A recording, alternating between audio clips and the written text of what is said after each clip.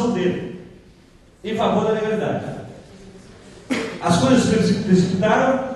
O Tancredo Neves, vocês já ouviram falar, Tancredo Neves, nesse momento é deputado federal, e ele vai ao encontro do João Goulart em Montevidéu, e lá em Montevidéu, o Tancredo Neves, mensageiro da, vamos dizer assim, da visão, da proposta dos golpistas, vai lá e propõe uma solução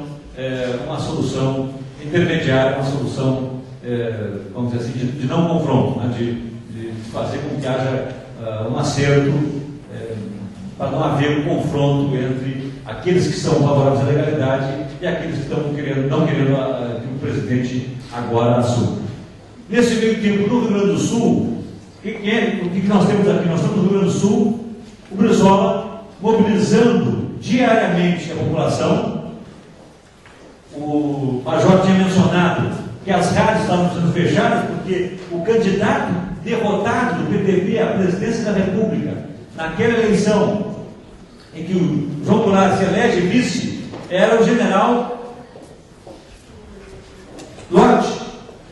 O general Lott era do PSD, mesmo partido do Juscelino, e o general, ouvindo o pronunciamento daqueles militares, faz um manifesto em favor da legalidade, em favor da tomada de posse do João Goulart, e esse manifesto começa a ser distribuído e lido nas rádios. Cada rádio que lê o manifesto do Marechal Lott, eles vão lá e retiram os cristais e fecham a rádio. O próprio Exército, Terceiro Exército, naquele momento, procede ao fechamento das rádios. A única rádio que não leu o manifesto do Lott anunciando o golpe e se posicionando contrariamente ao golpe, paradoxalmente foi a Guaíba. A única que não foi fechada e que se transformou depois na rádio, já tomada pela Brigada Militar, levados equipamentos para o Palácio, foi a rádio que se transformou na primeira rádio depois da rede que se formou da legalidade. Então a possibilidade de mobilização popular se deu através do rádio naquele momento, se deu através de uma mobilização popular, uma participação direta de muitos jornalistas, dezenas de jornalistas estavam lá, nos porões do Palácio, e com a presença constante, diuturna, do governador, falando no rádio, mantendo a população mobilizada, informada, e sempre dizendo isso, que o Rio Grande do Sul não permitiria que fosse rasgada a Constituição. O vice-presidente teria que assumir. Há uma grande frustração, na verdade, logo em seguida, né? Mas, no primeiro momento, o movimento cresce de tal maneira que outras mensagens são captadas de bombardeio ao Palácio. Houve uma ordem dos ministros militares para que bombardeasse o Palácio Piratini para calar o Leonel Brizola. Nos sargentos, dentro dos sargentos que estavam na base aérea de Canoas, que deveriam bombardear o Palácio, tinha um deles era o primo do Brizola, Calixto. E ele mobilizou demais sargentos naquele momento, que esvaziaram os pneus, sabotaram as aeronaves, não permitindo o bombardeio do Palácio, que havia sido autorizado. Bom, nós temos aí um clima já então de maior confronto. Cabe salientar, e depois nós vamos buscar essa informação também do nosso palestrante de hoje, cabe salientar que a Brigada Militar, nesse momento histórico, ela é uma brigada muito mais militar do que é hoje. A Brigada Militar de hoje é muito polícia.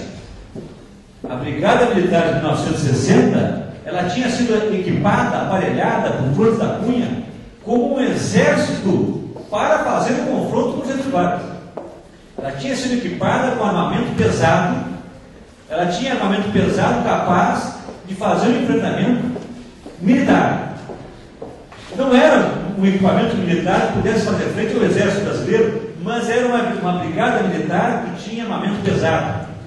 Era, como eu disse a vocês, um braço militar do governo.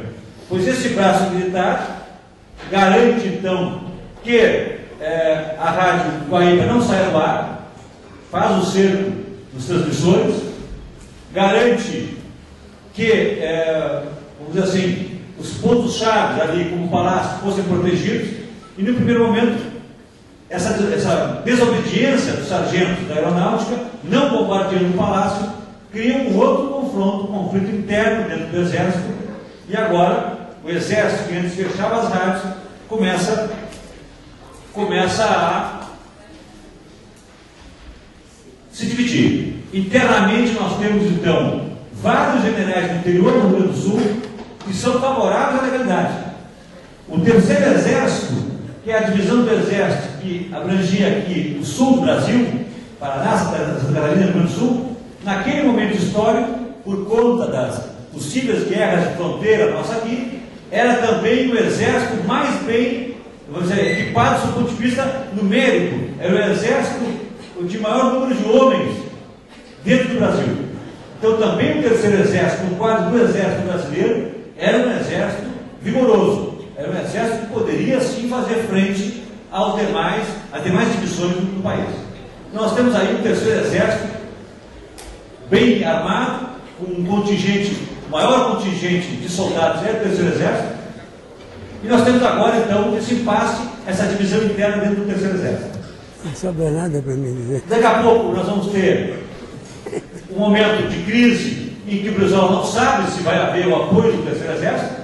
O general Machado Lopes é um crítico do Brizola, vamos dizer assim, não era uma pessoa simpática do Brizola, embora ele fosse um legalista, ele não era alguém que fosse simpático, nem, vamos dizer assim, se ele tivesse se aproximado, ao contrário, o Brizola, isso é interessante, o Brizola e o Machado Lopes tinham discutido já em várias solenidades, abertamente, sobre posições divergentes do ponto de vista ideológico. Então eles já tinham, vamos dizer assim, uma relação de atrito, eles não tinham uma relação de cordialidade. Mas quando o Machado Lopes, o general Machado Lopes, vê que generais do interior apoiam a legalidade, que já há desobediência dos sargentos que não aceitam o bombardeio do palácio, dentro desse contexto, o general Machado Lopes toma a posição de estar com a legalidade e vai ao encontro, e aí também o nosso Major vai nos contar, porque ele foi responsável para tomar esse contato também direto, vai ao encontro do Brizola para dizer que ele está com a legalidade, apoia a Constituição, vai estar de acordo que o presidente agora, João Goulart, assuma a presidência da República. Nesse momento, esse episódio, a população não sabe disso ainda, e praticamente a Brigada Militar teve que proteger o Machado Lopes, porque a população pensava que o Machado Lopes ia lá para prender o Brizola. E o Brizola tinha dito já, olha, se ele vier aqui e disser que não é favorável à legalidade, nós vamos deixar preso aqui dentro. Ele não vai sair daqui. Não foi assim? Mandou prendê-lo, disse, olha, se ele vier aqui para me prender,